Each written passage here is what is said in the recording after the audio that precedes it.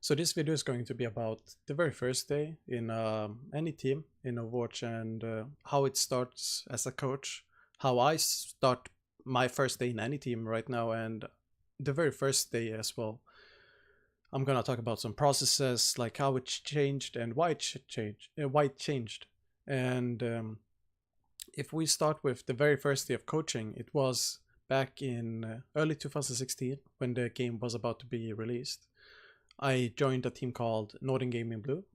Well, it was already released, the game actually. Anyways, I joined Northern Gaming Blue. I talked with Shades. I didn't know anyone in the team worth mentioning. I just sent in an email describing who I am, what do I do, what I can bring to the team, and why they should pick me. And it wasn't any paid position either. I just did it for fun because I really wanted to get into coaching back then, and the only way I could learn was by trying out and making mistakes and learning from the mistakes. So it started out with Northern Gaming Blue. The main objectives I had was to focus on strats. So focusing on strats, making sure they're efficient, making sure that we beat opponent basically, and it wasn't as much as about thinking about the team and how we play, like how the team operates and all that. It was mostly just strategy and making sure scrims were fine and so on. I quickly noticed, like pretty much within 10 minutes of going in, I noticed that I need to know what's going on. But it wasn't the same question I ask today. I still to this day, every time I'm in a new team, I gotta know what's going on. But back then it was more like, what are the strategies like what heroes do we play and all that, which isn't necessary to know right off the bat. And long story short, it didn't work out. I couldn't elevate the team's performance. I couldn't be very helpful in the long run because I focused on the wrong stuff and I took a bad long-term commitment, like a bad long-term solution or choice decision to help the team, and it was by trying to solve deep problems with shallow strategies and all that. And the process then changed over the course of years, and right now when I go into a team, the first thing I think is, what's the basic necessity of the team? Like, what's the food and water? Like, what drives the team? What gives them energy, motivation? And where do they get it from? How much is there? And it's important to know this because you want to know how you can activate your players' different moods. For example, you want to be able to hype up your players, or you want to be able to calm them down and so on. And different responses come from different attitudes and tones and so on in the voice. And for example, if there's a team you join and you notice that they don't have any food, or maybe they're running low on food and water, if abstractly speaking, not literally, this would be, for example, a team that's maybe running low on money. They don't get paid. They don't maybe get any results in matches. You gotta know if there's any left, like if there's any energy left, like are they going on pure will and drive, or do you have to like substitute something, or do you have to teach them how to find energy or teach them how to find motivation and such. That's the number one priority when I enter a team. There's multiple more, but that's the one I start with. It's the same as asking, like, how is the team holding itself alive? Like, regardless of its success, like what's holding the team alive? What motivates every player? Like, what's their role in the team, and what's the team's role in the competitive environment, like ecosystem, as in across all the teams. Then you want to look at, so you have food and water. You want to look for what's the shelter of the team. Where are they outside of the game? For example, do they sit and talk with each other in Ventrilo, playing other games, or do they sit in a text chat? Do they not hang out at all with each other? Like, do they sit on their own? that kind of stuff. You want to figure out what the team environment is like. You want to understand your players individually and also when they are combined, like as a unity. Because when you add up every team member, they become combined. They become one identity, so to say. Because there's like a hive mind, if I'm gonna keep it short. But you want to figure out that hive mind. You want to deconstruct it as soon as possible, so that you know exactly what kind of struggles there might be. They might come up in the future or might have been in the past, because it sort of tells you how you want to approach some situations, like difficult decisions, or how the humor is in the team and all that. It's pretty important to not get the wrong humor, because it can cause very awful situations sometimes. For example, if there's a team member who is very happy and the team tilts, and he always makes the others laugh, I mean, and you try to imitate it, but it doesn't work because your tone is wrong, then it's probably gonna leave a bad taste in everyone's mouth. So, third topic that I want to look for when I enter a team is, what does the team dress itself in? For example, not literally, it means how is the team portrayed by others? And it's as individuals, for example, when players talk to other players, but also how does the community view the team? For example, do they view the team in a negative way? Do they put a lot of pressure on the team? Or is it in an uplifting way? Like, does the fans help the team? Does the individual players here and there, like pro players in the community, help the team members in your team? You want to figure out that stuff as well, because you might need to support your players sometimes with motivation, with emotional support, with knowledge, you name it. And you don't want you only have so much time in a day. You only have so much energy, and you want to make sure that you budget your time and energy as best as possible.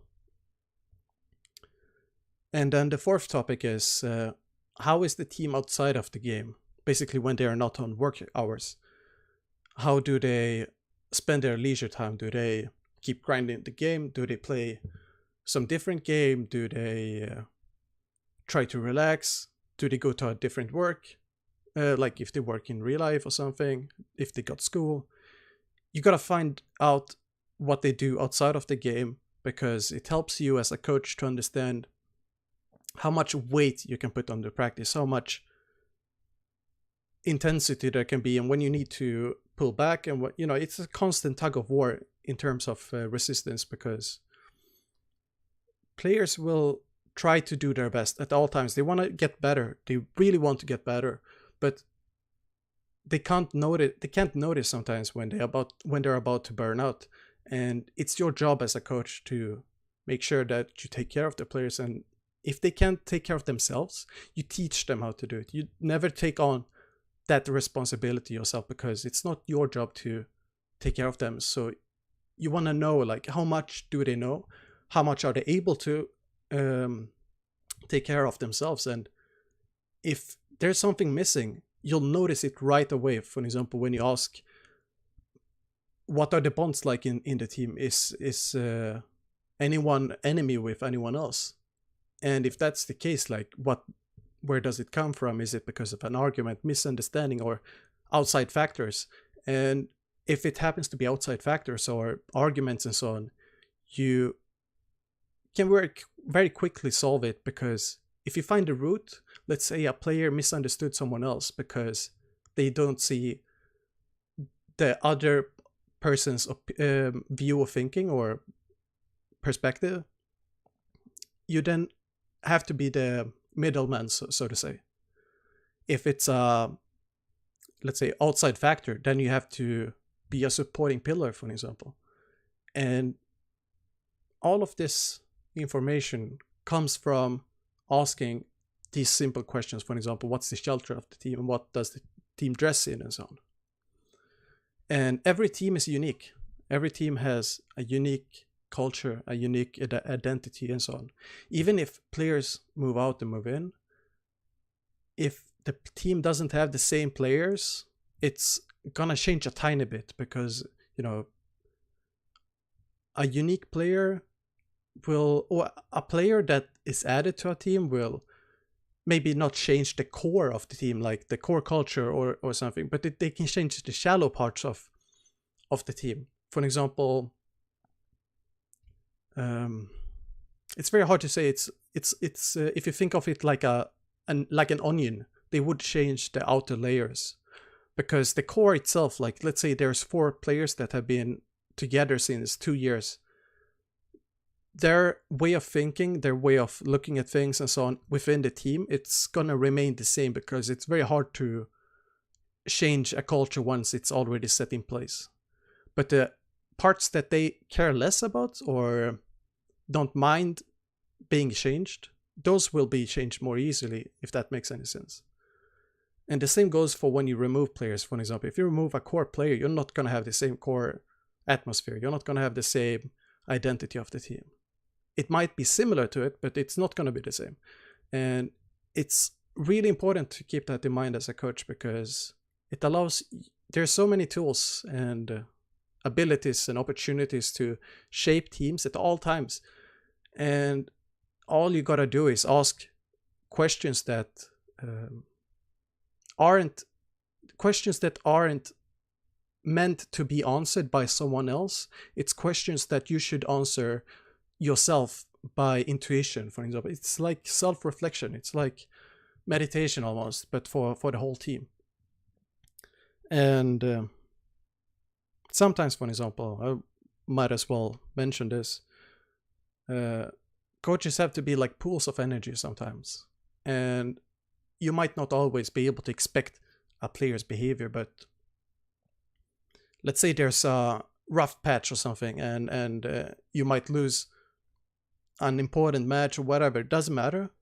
You have to be like a pool of energy that the players can tap into whenever they want, and you have to be ready for that as a coach. And to be able to be that pool of energy, you need to open yourself up to the players and have that bond where they can reach in and take some part of your energy and use it to perform better or whatever, be more confident, be happier, etc.